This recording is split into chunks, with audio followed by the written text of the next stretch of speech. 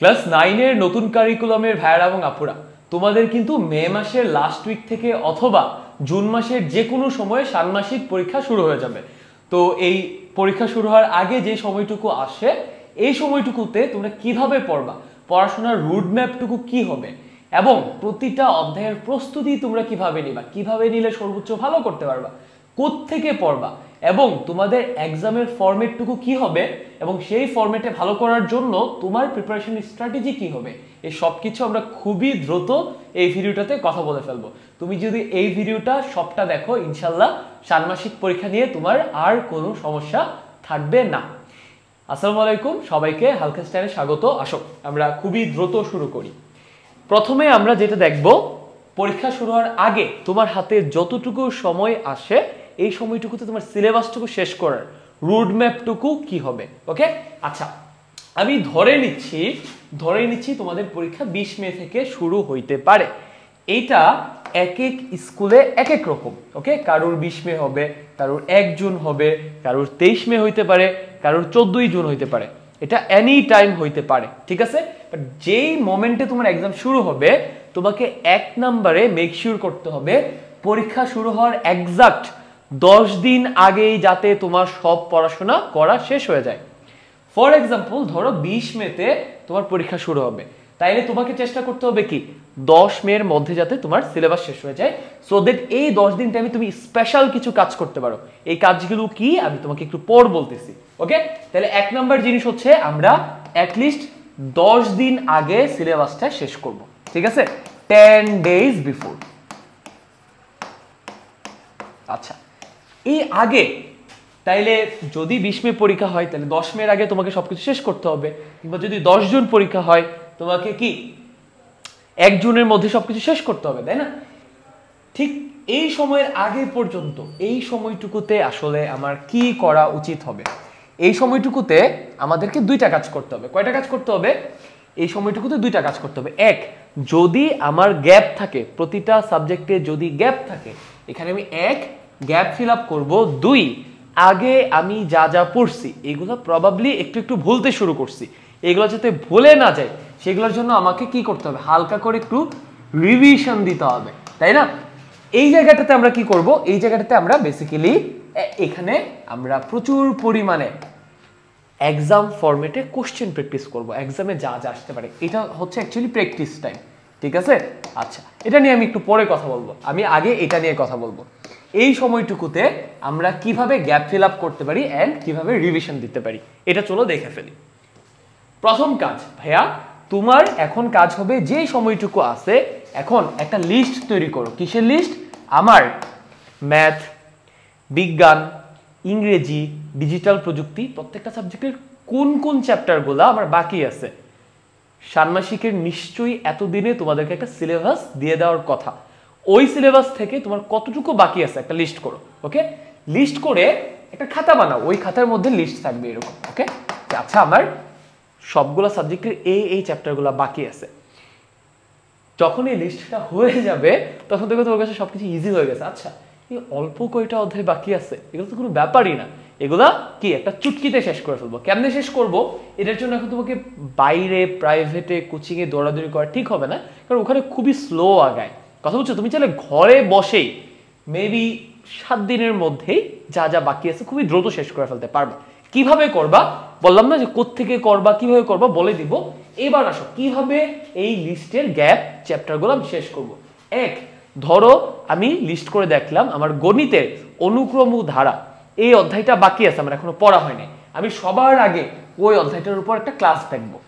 And class দেখার সময় অবশ্যই ক্লাসটাতে যাতে তোমাকে খুব ভালো মতো থিওরি বুঝাই দেয় এবং থিওরির সাথে যাতে একক এবং দলগত কাজ সুন্দর করে সলভ করাই দেয়, এন্ড অবশ্যই যাতে তোমাকে কি এখানে অনুশীলনী সলভ করায় দেয়, ঠিক আছে। তাহলে 1 নম্বরে আমরা ক্লাস দেখবো, ডান। ক্লাস দেখা হয়ে গেলে এইবার আমি নিজে চ্যাপ্টারটা রিডিং দিব। নিজে চ্যাপ্টারটা রিডিং দেওয়ার সময় অবশ্যই রিডিং দেওয়া হয়ে গেলে আমাকে কি ওই চ্যাপ্টার যত একক কাজ এবং দলগত কাজ এবং অনুশীলনীর যত অঙ্ক আছে এগুলো সুন্দর করে সলভ করে ফেলতে হবে, ঠিক আছে। এই 3টা কাজ করলে তোমার অনুক্রম ধারা চ্যাপ্টারটা খুব সহজে দখলে চলে আসবে। সিমিলারলি তোমার ইংরেজি কিংবা ডিজিটাল প্রযুক্তি অথবা যে কোনো সাবজেক্টের যেই যেই চ্যাপ্টারগুলো তোমার গ্যাপ আছে ওই চ্যাপ্টারগুলো এই জাস্ট 3টা ধাপ অনুসরণ করলেই একদম দখলে চলে আসবে। এখন কথা হচ্ছে এইভাবে সুন্দর করে ধাপে ধাপে তোমাকে কোনো কোচিং এ কিংবা প্রাইভেটে কিংবা স্কুলে শেষ করাই দিবে না, এটা তোমাকে করতে হবে ভালো মানের একটা কি অনলাইন কোর্স থেকে ঘরে বসে নিজ দায়িত্বে করতে হবে। এখন আর আগের যুগ নাই প্রাইভেটে কোচিং এ দৌড়াদৌড়ি করা। তুমি চাইলে ইউটিউব থেকে ফ্রিতে সার্চ দিয়ে দেখতে পারো, বাট সেক্ষেত্রে ভালো কোয়ালিটির ক্লাস পাবা কিনা বা সেগুলো গোছানো হবে কিনা বা আদৌ এরকম ধাপে ধাপে ক্লিয়ার করা থাকবে কিনা ওইটার কোনো নিশ্চয়তা নাই। তাহলে কি করতে হবে, তুমি এইখানে কি পাবা, ক্লাসগুলো পাওয়া যাবা, ঠিক আছে। এন্ড রিডিং দিতে গিয়ে তুমি যত একক কাজ এবং দলগত কাজ পাবা ওইগুলো সমাধান করতে এখন যেহেতু খুব বেশি একটা সময় নাই, তোমার অনেক বেশি সময় লেগে যাবে, ওইগুলো সমাধানের জন্য তুমি কিন্তু এখানে লাইভ ক্লাস পাবা। এন্ড ওইগুলোর সমাধান লিখিতভাবে এই ব্যাচটার ভেতরে এই কোর্সের ভেতরে অ্যাড করে দেওয়া আছে। কথা বুঝছো? এখান থেকে কি তুমি সমাধানগুলো দেখে নিতে পারবা। এন্ড তারপর কি বলছি, অনুশীলনীর সমাধান দরকার। অনুশীলনীর সমাধানগুলো খুবই সুন্দর করে এটার ভেতরে দেওয়া আছে। এন্ড তুমি যদি সেটা করতে করতে করতে করতে মানে ক্লাস দেখা, রিডিং পড়া, সলভ করা, এগুলোর কোথাও যদি তুমি যদি কোনো প্রবলেম ফেস করো, সেই প্রবলেমের সমাধানের জন্য আমাদের একটা dedicated problem solving support group আছে। ওখানে কোশ্চেন করলে আমরা টিচাররা এবং অন্যান্য মানুষজন তোমাদেরকে হেল্প করব। সো ওভারঅল তোমাদের এখন কি প্রথম কাজ হবে, পরীক্ষা যখন শুরু হবে তার 10 দিন আগে টাইমটুকু বাদ দিয়ে ওই সময় পর্যন্ত আমি লিস্ট করব কোন কোন চ্যাপ্টার বাকি আছে, ওইগুলো সুন্দর করে এই ধাপগুলো ফলো করে এই কোর্সের হেল্প নিয়ে সুন্দর করে শেষ করে ফেলবো। এটার লিংক কমেন্ট ডেসক্রিপশনে দেওয়া আছে। হ্যাঁ, তুমি ইনস্ট্যান্ট কোর্সের ভেতরে এনরোল করে ফেললে সবকিছু ইনস্ট্যান্ট পাওয়া যাবে। ওকে, ডান।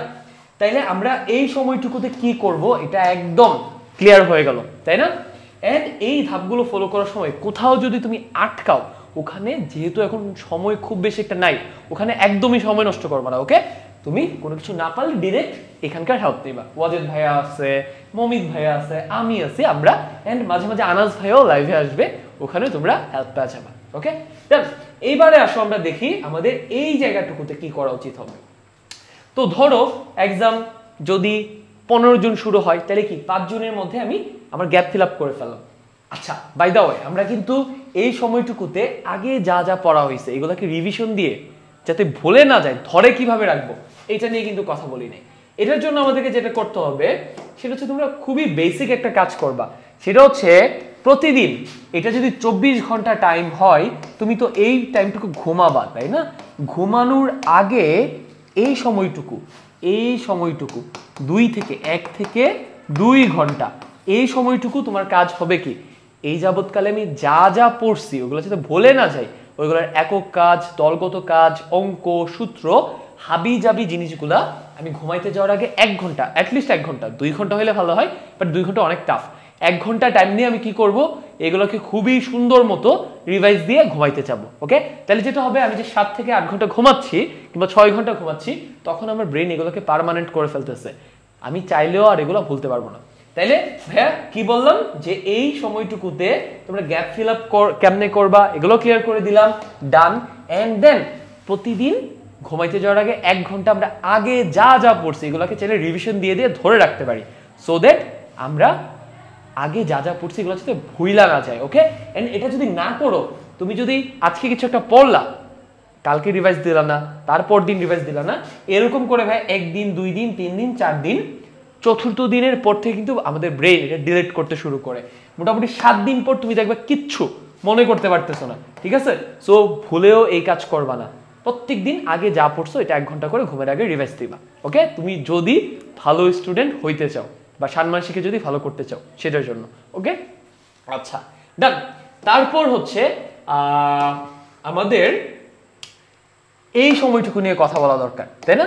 এক্স্যাক্টলি এই টাইমটুকুতে আমাদের তো যখন এক্সাম তার 10 দিন আগেই সবকিছু শেষ হয়ে যাবে, এই 10 দিন আমরা এবার প্র্যাকটিস করব, যা যা পড়লাম এগুলোকে ঝালাই করব, রিভাইজ দিব আরো ভালো মতো, সো দ্যাট আমরা যা যা পড়ছি এগুলোকে খুব সুন্দর মতো এক্সাম হলে ইউটিলাইজ করে খুবই ভালো করে লেখা দিয়ে আসতে পারি, বা এক্সামে আমাদের যে কার্যক্রমগুলো হবে ওখানে যেন ভালো পারফর্ম করতে পারি।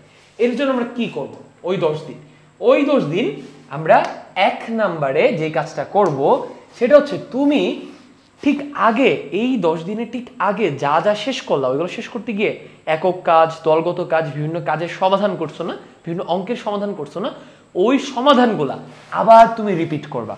বাট এবার কি আগের মতো অত বেশি টাইম লাগবে না, যেহেতু একবার সমাধান করে আছে তুমি রাফলি একবার করলেই হচ্ছে। বা তোমার যেহেতু অ্যান্সার রেডি করা আছে কিংবা এই কোর্সের ভেতরে যেহেতু অ্যান্সার দেওয়া আছে, এখানে কিন্তু খুব বেশি একটা সময় লাগবে না। আরেকবার রিপিট করার কারণে যেটা হবে, তুমি ওই একক কাজ, দলগত কাজ কিংবা অঙ্কগুলা কিংবা অ্যাসাইনমেন্টগুলা কিংবা পোস্টারগুলা তোমার কি প্রথমে যদি তোমার একটা কাজ করতে আধা ঘন্টা লাগতো, এখন লাগবে 10 মিনিট, যেহেতু তুমি রিপিট করতেছো। রিপিট করলে জিনিসটা সলভ করার সময় কমে আসে। কেন রিপিট করব? কারণ তোমাদের যে 5 ঘন্টার পরীক্ষা হবে ওখানে তোমাদের সব একক কাজ, দলগত কাজ করার জন্য 4 ঘন্টা টাইম থাকবে। সো তোমরা চাইলেই 6 ঘন্টা 7 ঘন্টা টাইম নিতে পারবে না।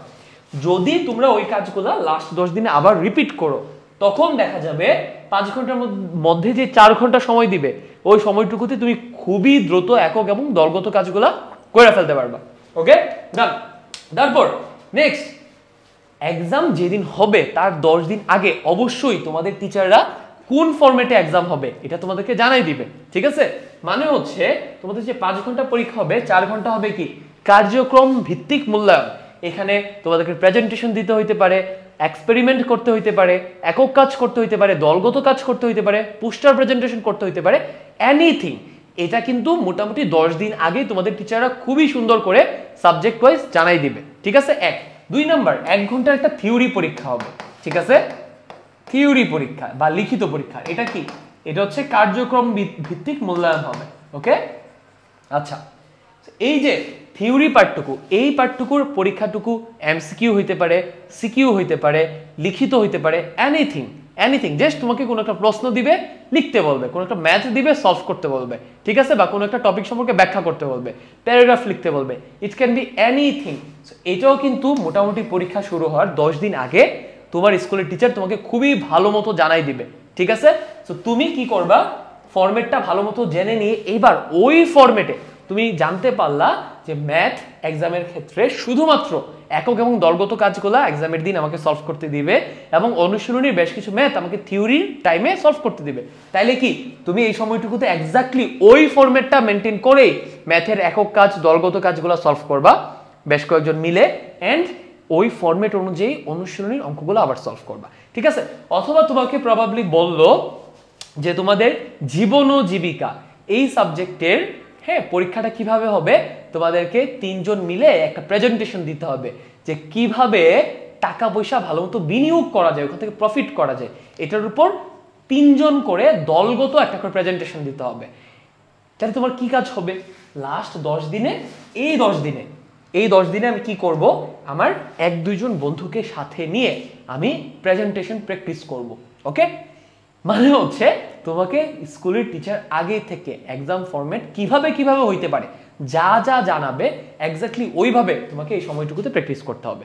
ওকে, তাইলেই কি আমাদের কি আলটিমেটলি যখন এক্সাম আসবে তখন আমরা খুবই ভালো পারফর্ম করতে পারবো। ওভারঅল এখানে আমি তোমাদেরকে যা যা বললাম, ক্লাস, সলভ, কোনো প্রবলেম হলে সমাধান চাওয়া, পোস্টার কেমনে লিখতে হয়, প্রেজেন্টেশন কেমনে দিতে হয়, ওভারঅল সবকিছু যা যা মেনশন করছি সবকিছু এটার ভেতরে পাওয়া যাবা। কমেন্ট ডেসক্রিপশনে লিংক দেওয়া আছে, ওইখান থেকে এনরোল করলে তোমাদের ক্লাস 9-এর নতুন কারিকুলামের পড়াশোনা নিয়ে আর কোনো সমস্যাই থাকবে না। অ্যান্ড ইনশাল্লাহ তোমরা যদি এটা খুব ভালো মতো ফলো করতে পারো, তোমাদের সামনে ষান্মাসিক পরীক্ষাও খুবই ভালো হবে। আল্লাহ হাফেজ অ্যান্ড বেস্ট অফ লাক।